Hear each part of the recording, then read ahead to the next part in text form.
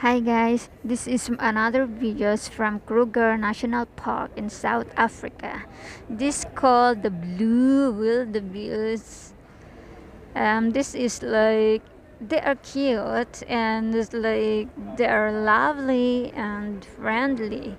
Unlike the other black one that's really like dangerous. They kills a lion and even human maybe if we are like hitting them, so also be careful. But this wildebeest, they are the blue color, so this is like not dangerous, but also we have to be careful about it. Bye guys. For more videos, just follow me.